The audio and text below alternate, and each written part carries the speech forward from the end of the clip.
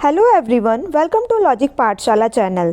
आज हम डिस्कस करेंगे प्रीवियस ईयर क्वेश्चंस का पार्ट 2। इसका पार्ट 1 आ चुका है। ये वे क्वेश्चंस हैं जो ऑलरेडी पेपर में पूछे गए हैं और ये क्वेश्चंस आपके बार बार रिपीट होते हैं। सो ये क्वेश्चंस बहुत ज़्यादा इंपॉर्टेंट हैं। So let's begin the session. Question number 1 is the gas used for artificial fruit ripening of green fruit is। हरे फलों को कृत्रिम रूप से पकाने के लिए प्रयुक्त गैस कौन सी है? तो हम कौन सी गैस यूज़ करते हैं फ्रूट राइपनिंग के लिए? तो वे है आपकी इथाइलिन। तो इसका आंसर रहेगा आपका ऑप्शन नंबर ए। अब चलते हैं क्वेश्चन 2 पे। Curd is sour due to presence of. तो दही खट्टा होता है तो ये किसकी प्रेजेंस के कारण इसमें खटास होती है? तो इसका आंसर रहेगा आपका option B, that is lactic acid. अब हम कुछ एसिड डिस्कस कर लेते हैं और उनके सोर्स देख लेते हैं। तो अक्सर पेपर में पूछे जाते हैं कि कर्ड में कौन सा एसिड होता है? तो वे है आपका लैक्टिक एसिड। टोमेटोज़ में कौन सा है? आपका ऑक्सैलिक एसिड। सिट्रिक एसिड होता है आपका ऑरेंज लेमन में। मैलिक एसिड आपको देखने को मिलेगा एप्पल में। टार्टरिक एसिड की बात करें तो ये आपको देखने को मिलेगा अनराइप मैंगोस और ग्रेप्स में। अनराइप मतलब कच्चे। फॉर्मिक एसिड की बात करें तो ये एंट स्टिंग मतलब अगर आपको कोई एंट काट जाती है तो उसका जो तुम्हारे अंदर एसिड जाता है तो वे होता है फॉर्मिक एसिड। विनेगर में आपको देखने को मिलेगा acetic acid. Question number 3 is polythene is polymer of. तो पॉलीथीन किसका पॉलीमर है? तो ये है आपका इथाइलिन का पॉलीमर।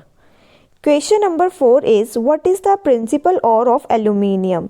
तो एल्यूमिनियम जो है इसकी प्रिंसिपल और कौन सी है? तो ये आपको किस में से आता है? तो ये आता है आपका बॉक्साइट और में से। Question number 5 is aqua regia is a 1:3 mixture by volume of. तो जो आपका एक्वा रिजिया ये एक सोल्यूशन होता है तो इसमें किसको जैसे एक पार्ट 1:3 के पार्ट में ये पाया जाता है तो 1 इसमें होता है आपका 1 पार्ट आपका HNO3 का और 3 पार्ट्स आपको देखने को मिलेंगे किसके? HCl के।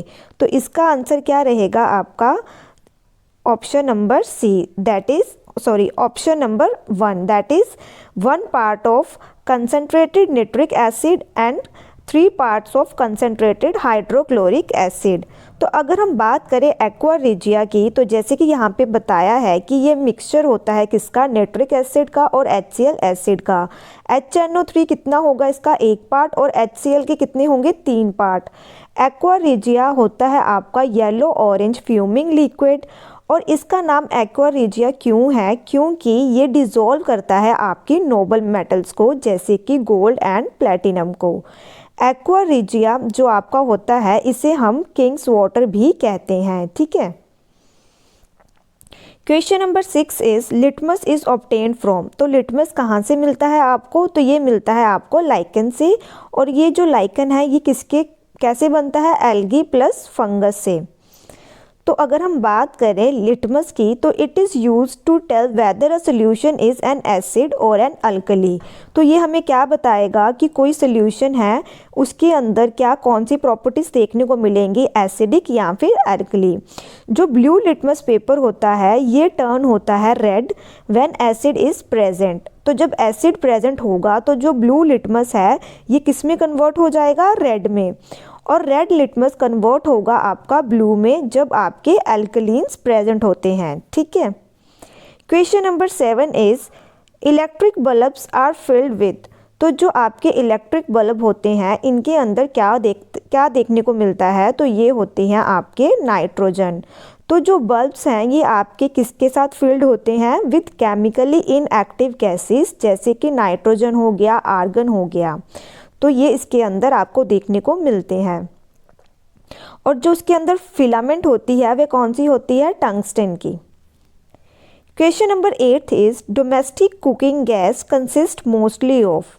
तो जो आपकी कुकिंग गैस होती है इसके अंदर आपको क्या देखने को मिलता है? तो इसके अंदर आपको देखने को मिलता है लिक्विफाइड ब्यूटेन एंड आइसोब्यूटेन। तो इसका आंसर रहेगा आपका ऑप्शन बी। तो इसके अंदर एक ना कंपोनेंट डाला जाता है जिसे हम कहते हैं इथाइल मरकैप्टेन। तो ये क्या है, ये एक तरह का ऑर्गेनिक सल्फर कंपाउंड है। तो ये क्या करेगा, जो हमारी एलपीजी गैस होती है इसकी क्या होती है, ये ऑर्डरलेस होती है। अगर इसकी लीकेज स्टार्ट हो जाए तो इसकी खुद की कोई स्मेल नहीं होती। तो इसके लिए हम क्या डालते हैं, तो इसके अंदर डाला जाता है इथाइल मरकैप्टेन, ताकि जब गैस लीक हो रही हो तो हमें पता चल जाए कि गैस की लीकेज हो रही है। Question number 9 is 1 carat of diamond is equal to, तो ये तो आपको याद रखना पड़ेगा, तो इसका आंसर है 200 milligram. Question number 10 is radio active element emit, तो जो आपके रेडियो एक्टिव एलिमेंट्स हैं ये क्या एमिट करते हैं, तो ये एमिट करते हैं अल्फ़ा बीटा गामा रेडिएशंस को एमिट करते हैं। Question number 11 is combustion of candle is a या एन, तो जो कंबशन होती है मोमबत्ती की तो वह क्या है, तो वह आपकी एक एक्सोथर्मिक रिएक्शन है। तो हम देखते हैं एक्सोथर्मिक रिएक्शन क्या होती है। An exothermic reaction is a chemical reaction that releases energy in the form of light और हीट। तो एक्सोथर्मिक रिएक्शन क्या होती है, जो कि क्या रिलीज़ करे, एनर्जी को रिलीज़ करे, किस फॉर्म में, या तो लाइट की फॉर्म में या फिर हीट की फॉर्म में। तो जब आपकी कैंडल बर्न होती है तो इसमें से क्या निकलती है, हीट। तो ये कौन सी रिएक्शन हुई आपकी, एक्सोथर्मिक रिएक्शन। और एक होती है आपकी एंडोथर्मिक रिएक्शन। तो एंडोथर्मिक रिएक्शन क्या करेगी, ये हीट को एब्जॉर्ब करती है। जैसे कि फोटोसिंथेसिस प्रोसेस होगा तो वह क्या होगा आपका endothermic reaction. Question number 12 is the process of improving the quality of rubber by heating it with sulphur is called. तो क्या जब हम रबर को क्या करते हैं, उसकी क्वालिटी को इम्प्रूव करने के लिए हम उसको क्या करते हैं, हीट करते हैं सल्फ़र के साथ। तो उस प्रोसेस को हम क्या कहते हैं, वल्केनाइजेशन। तो वल्केनाइजेशन होता है, इसमें क्या होता है, तो इसमें जो आपकी नेचुरल रबर होती है इसे क्या करते हैं, हम कन्वर्ट करते हैं मोर ड्यूरेबल मटेरियल में। तो वो कैसे होगा, उसके अंदर क्या, उसे हीट किया जाता है सल्फ़र के साथ, और इस प्रोसेस को हम बोलते हैं फिर वल्केनाइज्ड रबर। और इसमें क्या क्या आता है आपका, टायर्स, शूज़, और क्या शूज़ सोल जो होते हैं, होसिस, कन्वेयर बेल्ट जो होती हैं, तो ये सब आपकी किस में आएंगी, वल्केनाइजेशन में। ठीक है। Question number 13 is cinnabar is an ore या मिनरल ऑफ। तो जो सिनाबार है ये किसकी ओर है, तो ये आपकी ओर है मरकरी की। तो इसका आंसर रहेगा option D. Question number 14 is the working of a dry cell is based on. तो किसके ऊपर बेस होती है, तो ये होता है आपका, इसमें होती है इलेक्ट्रोलाइसिस। अगर हम बात करें ड्राई सेल की, तो इसके नेचर के ऊपर अगर हम देखें तो ड्राई सेल को क्लासिफाई किया गया है दो में, प्राइमरी सेल में और सेकेंडरी सेल में। तो प्राइमरी सेल्स कौन से होते हैं, जिन्हें हम ना ही रीयूज़ कर सकते हैं और ना ही रिचार्ज कर सकते हैं। अब चलते हैं नेक्स्ट क्वेश्चन पे। Question number 15 is in which of the following countries are the two famous universities named Oxford and Cambridge. तो जो आपकी कैम्ब्रिज है और जो ऑक्सफोर्ड है ये आपको कहाँ पे देखने को मिलती है, तो ये आपको देखने को मिलेगी यूनाइटेड किंगडम में, दैट इज़ यूके में। Question number 16 is how many protected biosphere reserves are there in India. तो कितने बायोस्फीयर रिजर्व्स हैं आपके इंडिया में, तो वे हैं आपके 18, और ये हैं आपके biosphere reserves. Question number 17 is expand the FATF। तो FATF की फुल फॉर्म क्या है, तो ये है आपकी फाइनेंशियल एक्शन टास्क फोर्स। तो इसका आंसर रहेगा ऑप्शन सी। इसके हेडक्वार्टर कहाँ पे हैं, तो वे हैं आपके पेरिस में। जो फाइनेंशियल एक्शन टास्क फोर्स है ये एक इंटर गवर्नमेंटल बॉडी है जिसे कि इस्टेब्लिश किया गया था 1989 में, और तब किसके द्वारा किया गया है इसे इस्टेब्लिश, G7 कंट्रीज़ के द्वारा। और ये कितने बार मिलती है एक साल में, तो 3 बार इनकी मीटिंग होती है। और इसी के अंदर आपकी ग्रे लिस्ट और ब्लैक लिस्ट के बारे में लिखा गया है। Question number 18 is India's first genetic bank for wildlife conservation was inaugurated here. तो जो आपका first genetic bank for wildlife conservation है ये कहाँ पे आया है, तो ये है आपका हैदराबाद में इसे इनोग्रेट किया गया है। Question number 19 is which one of the following is not official language of UNO. तो जो आपकी यूनाइटेड नेशन ऑर्गेनाइजेशन है, इनकी कौन सी इसमें से ऑफिशियल लैंग्वेज नहीं है। तो इनकी फ्रेंच है, अरेबिक भी है, स्पेनिश भी है, लेकिन जो जापानीज़ है ये इनकी ऑफिशियल लैंग्वेज नहीं है। तो जो टोटल ऑफिशियल लैंग्वेजेस हैं यूएन की, तो वे हैं आपकी 6, और वे कौन कौन सी हैं? Arabic, Chinese, French, English, Russian, Spanish. और जो ये आपकी 6 लैंग्वेजेस हैं, इसे हम कैसे याद करेंगे? इसे हम याद करेंगे फेसर से। तो फेसर से एफ से होगा आपका फ्रेंच, ए से होगा आपका अरेबिक, सी से होगी आपकी चाइनीज़, ई से होगी आपकी इंग्लिश, आर से आपकी होगी रशियन, और एस से होगी आपकी स्पेनिश। तो ये जो 6 लैंग्वेजेस हैं ये ऑफिशियल लैंग्वेज हैं किसकी? यूनाइटेड नेशन की। Question number 20 is how many rings are there in the Olympic flag. तो ओलंपिक ध्वज में कितने छल्ले होते हैं? तो ये आपके होते हैं 5 रिंग्स होती हैं। तो इसके बारे में डिस्कस कर लेते हैं। Olympic flag has a white background. तो इसका जो बैकग्राउंड होगा वो वाइट होगा with 5 rings in the centre. तो जो ये 5 रिंग्स होगी ये कौन से कलर की होगी? Blue, yellow, black, green and red. तो जो आपके ये 5 रिंग्स हैं ये क्या रिप्रेजेंट करती हैं? 5 कॉन्टिनेंट्स वर्ल्ड के। कौन कौन से? Europe, Asia, Africa, America and Oceania. और जो आपके ये सिंबल हैं ये किसने डिज़ाइन किए थे? तो ये डिज़ाइन किए गए थे डी कॉर्बिटिन के द्वारा। कौन से ईयर में? 1913 में। अब हम बात कर लेते हैं कि कौन सी रिंग कौन से कॉन्टिनेंट को रिप्रेजेंट करती है। बात करें अगर ब्लू रिंग की तो ये करती है यूरोप कॉन्टिनेंट को, येलो रिंग से है आपका एशिया, ब्लैक रिंग करती है अफ्रीका को, ग्रीन रिंग करेगी आपकी ओशेनिया या फिर ऑस्ट्रेलिया, रेड में आएगा आपका अमेरिका। तो ये है इसका एक्सप्लेनेशन। जो आपकी ये रिंग्स हैं ये आपको पता होनी चाहिए कि कौन सी रिंग कौन से कॉन्टिनेंट को रिप्रेजेंट करती है। Question number 21 is Sattriya is a classical dance form of. तो ये किसकी क्लासिकल डांस है? तो ये है आपका कौन से स्टेट का? तो इसका आंसर रहेगा आपका option C, that is Assam. Andhra Pradesh का है कुचिपुड़ी। अब हम देख लेते हैं कुछ डांसेस। तो कौन कौन से आपके डांस फॉर्म हैं? तो जैसे कि भरतनाट्यम, ये भी क्लासिकल डांस है तमिलनाडु का। कथक है, ये आता है आपका यूपी में। कथकली केरल में। कुचिपुड़ी आंध्र प्रदेश में। मणिपुरी मणिपुर में। मोहिनीअट्टम केरल में। ओडिसी ओडिशा में। सत्रिया असम में। तो ये सारे के सारे डांसेस आपके पेपर में पूछे गए हैं। Question number 22 is India is developing Chabahar port in which of the following country?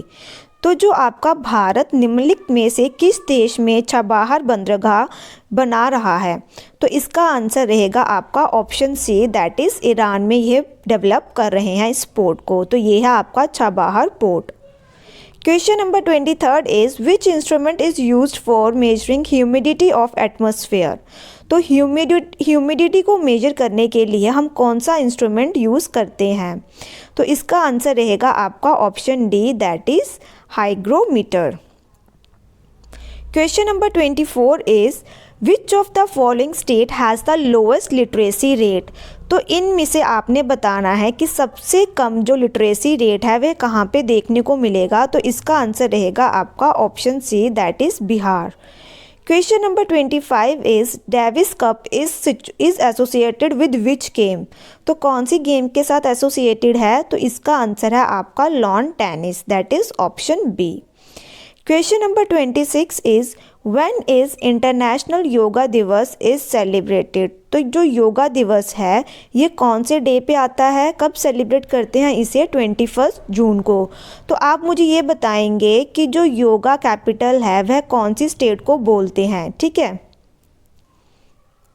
Question number 27 is multi dimensional poverty index report is given by. तो जो multi dimensional poverty index report है ये किसके द्वारा दी जाती है? तो इसका आंसर है आपका UNDP, that is United Nation development programme. Question number 28 is the leader of the Bardoli satyagraha was. तो जो बरदौली सत्याग्रह हुआ था इसके लीडर कौन थे? तो आपके पास ये 4 ऑप्शंस हैं, आप इन्हें एक बार देख लीजिए। तो इसका आंसर रहेगा आपका option A, that is Sardar Vallabh भाई पटेल, जो इसके लीडर थे बरदौली सत्याग्रह के। और ये कहाँ पे हुआ था? तो ये स्टार्ट हुआ था आपका 1928 में। कहाँ पे? गुजरात में। और इसको लीड किया था सरदार वल्लभ भाई पटेल जी ने। इसी मूवमेंट के बाद, इसी सत्याग्रह के बाद जो वल्लभ भाई पटेल जी को सरदार का टाइटल दिया गया था। आप मुझे कमेंट बॉक्स में ये बताएंगे कि इन्हें सरदार का टाइटल किसके द्वारा दिया गया था। ये पेपर में बहुत बार पूछा गया है। Question number 29 is who invented penicillin? तो ये किसके द्वारा इन्वेंट की गई है? तो इसका आंसर है आपका option A, that is Alexander Fleming. Question number 30 is Indian Navy Day is celebrated on which date?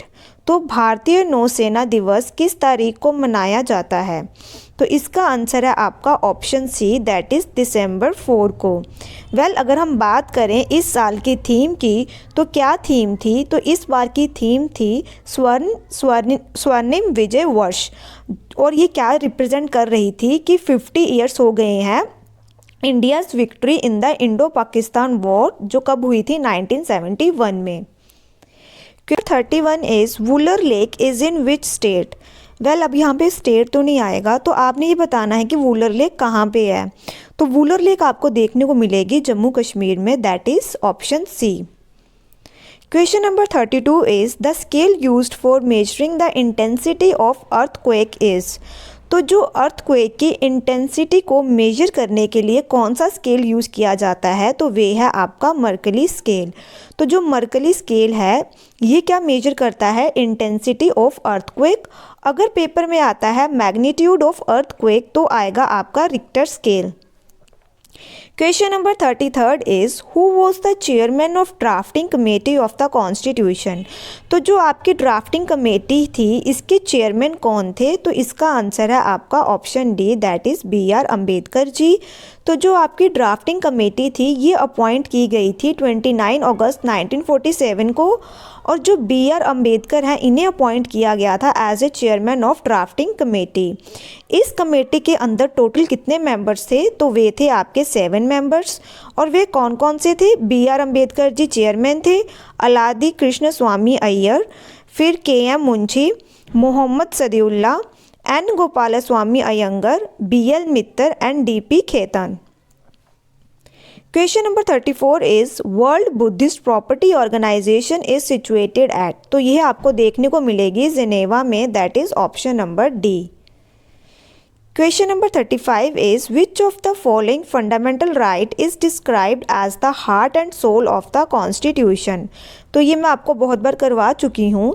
तो heart and soul of the constitution कौन से फंडामेंटल राइट में कहाँ लिखा गया है? तो ये लिखा गया है आपका राइट टू कॉन्स्टिट्यूशनल रेमेडीज़ को कहा जाता है heart and soul of the constitution. और ये कौन से आर्टिकल में है? आर्टिकल 32 में है। इसे कहा गया है heart and soul of the constitution, किसके द्वारा? BR अम्बेडकर जी के द्वारा। इसमें क्या है? It gives a citizen the right to approach the supreme court to get resorted any of the fundamental right in case of their violation. अगर किसी भी सिटीज़न का फंडामेंटल राइट का वायलेशन होता है तो वह सुप्रीम कोर्ट को अप्रोच कर सकता है।